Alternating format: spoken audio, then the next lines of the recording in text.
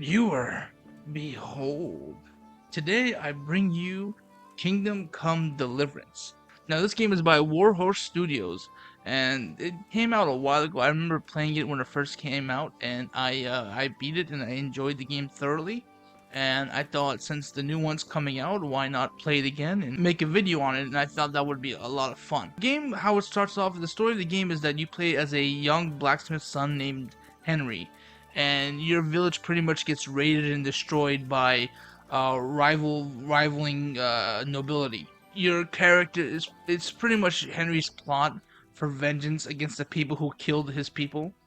And so the game's prologue is it starts off as any other day in the village where you wake up, your mom's like, "Oh, go do your chores and stuff," and you get to pretty much pick whatever you want to do. You can hang out with your girlfriend Bianca, or you can go hang out with the lads, get into some trouble, or you can go collect some money for your friend and make sure this guy pays up. Or you can even learn how to sword fight if you meet the general guy. These choices are actually very important because they determine your Henry stats for when the game starts.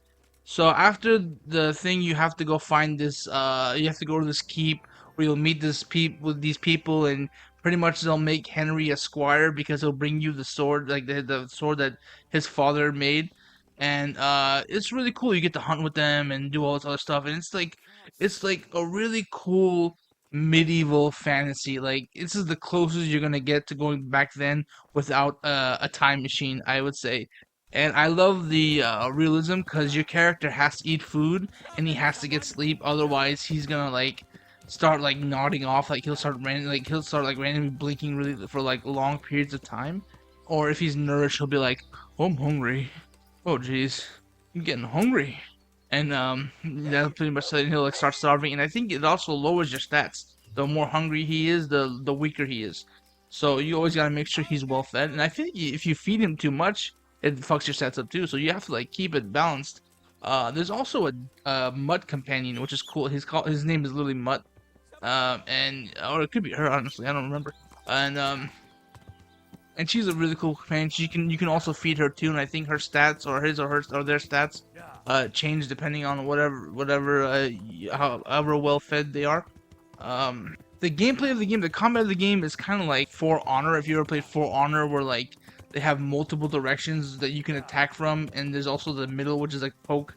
And basically, whichever angle you want to attack from, your character is gonna kind of move their arm in that position to get ready to attack from there. And if you notice, your enemies will do the same thing, and that's kind of how you defend against their attacks. You have to put your hand on the opposite side of what they pick and like kind of parry it. And it's really cool. Once you like get into the game, you can get like cool dodges and like time slows down. You can get some crazy hits in, and the combat is hard at first. Like a one-on-one fight can feel like it lasts. Like it's crazy how easy it is to get killed in this game. But once you learn it and once you figure it out, you can like abuse the jankiness and use it to your advantage, and you can really fucking become like a one-man army and just fuck people up and just keep eating sausage.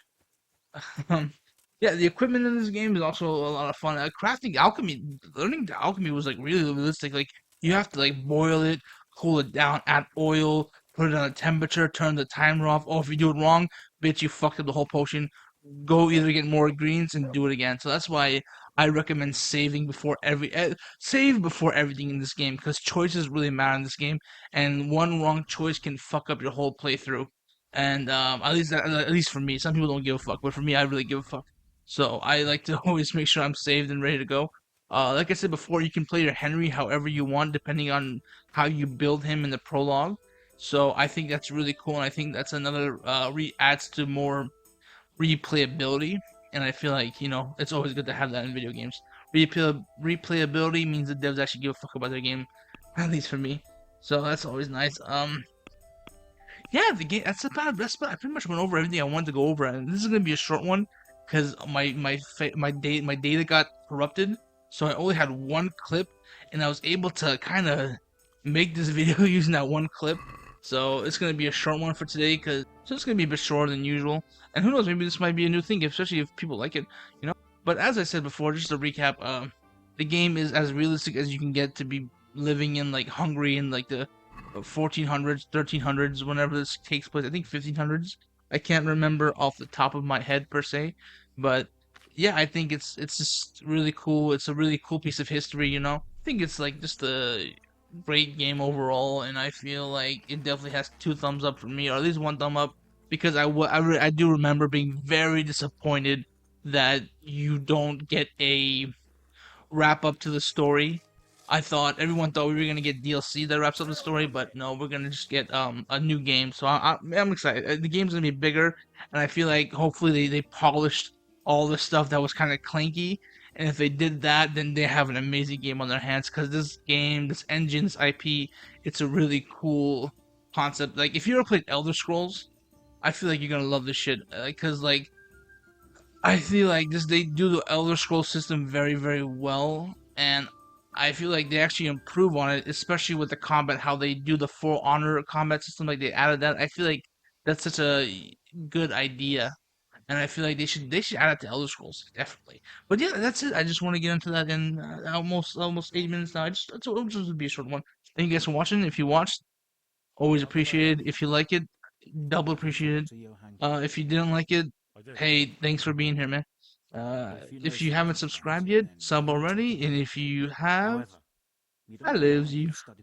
Peace. That's true. I'm the son of a blacksmith, but I have been around the wounded before. What do I do if I'm not sure of the treatment? Come and speak to me. We'll see what we can do. Thank you.